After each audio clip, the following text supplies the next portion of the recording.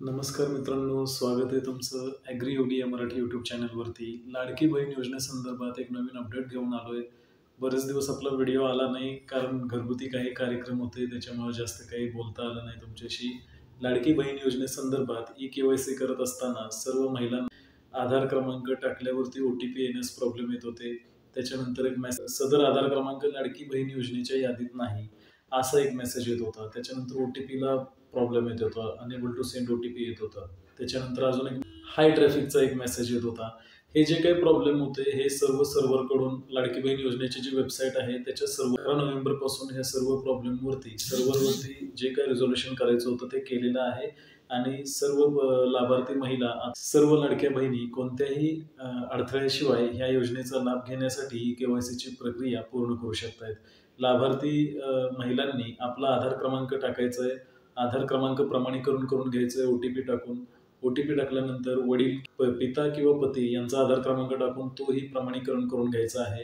हे झाल्यानंतर तुम्हाला जात प्रवर्ग निवडायचा आहे. त्याच्यानंतर तुम्हाला 2 टिक मार्क करायचे आहेत की तुमच्या घरात सरकारी सेवक किंवा पेन्शनधारक कोण नाहीये, याला होय म्हणून टिक करायचं आहे.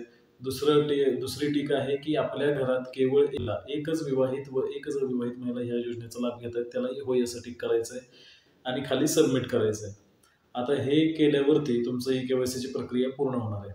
आता याबरोबरच अजून एक अडचण होती, ती म्हणजे लाभार्थी महिलांमध्ये ज्या विधवा महिला आहेत, ज्यांचे पती नाही आहेत, पिता नाही आहेत, अशा महिलांना कोणत्याही प्रकारचा आपल्याला ऑप्शन त्या ई-के-वाय-सीच्या प्रोसेसमध्ये दिलेला नव्हता. तर आत्ताच आदितीताई तटकरे यांनी नवीन दिलेल्या माहितीप्रमाणे सर्व्हरवरती लवकरच एक नवीन ऑप्शन अवेलेबल होणार आहे आणि त्यायोगे ज्या महिला विधवा असतील, ज्या महिलांना पती किंवा पिता नसतील, अशा महिलांसाठी आपल्या वडिलांचं मृत्यूचं प्रमाणपत्र किंवा डिव्होर्स झाला असेल तर डिव्होर्सचे जे काही लिगल डॉक्युमेंट्स असतात ते अशा प्रकारचं अपलोड करण्यासाठी एक बटन मिळणार आहे आणि त्यावरती तुम्ही ते डॉक्युमेंट अपलोड करून तुमची ई-के-वाय-सीची प्रक्रिया पूर्ण करू शकणार आहात. तर हे लवकरच अपडेट होणार आहे आणि कदाचित आदितीताई तटकरे यांनी दिलेल्या माहितीनुसार कदाचित जी मुदत आहे 18 नोव्हेंबरची, ती आता लवकरच समाप्त होणार आहे आणि बऱ्याच महिला अजून ई-के-वाय-सी प्रोसेस करणं बाकी आहे. तर ह्या महिलांसाठी भविष्यात आपल्याला कदाचित मुदतवाढ मिळण्याची शक्यता आदितीताई तटकरे यांनी दिलेली आहे. तुम्ही व्हिडिओद्वारे पाहू शकता आदितीताई तटकरे काय म्हणाले आहेत. साधारणपणे 1 कोटीपेक्षा जास्ती महिला आज बऱ्यापैकी त्यांचं ई-के-वाय-सीची प्रक्रिया झालेली आहे.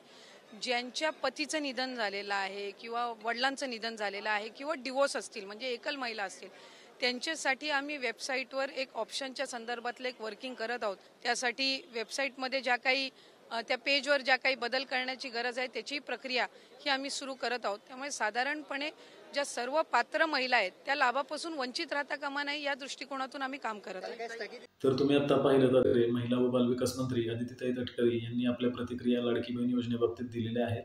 ई-के-वाय-सीची प्रोसेस अतिशय सुलभ पद्धतीने आता सुरू आहे. सर्वांनी या योजनेचा लाभ घ्यायचा आहे. प्रोसेस तुम्हाला मी माझ्या चॅनलवरती दिलेली आहे, त्याप्रमाणे स्टेप्स फॉलो करून तुम्ही ई-के-वाय-सी करू शकता. लवकरात लवकर सर्वांनी आपली ई-के-वाय-सी पूर्ण करायची आहे. मुदतवाढ अद्याप जाहीर झालेली नाहीये, फक्त संकेत तसे मिळत आहेत की मुदतवाढ होऊ शकते. तर त्या हिशोबाने सर्व महिलांनी आपापली ई-के-वाय-सी प्रक्रिया लवकरात लवकर पूर्ण करून घ्या. धन्यवाद.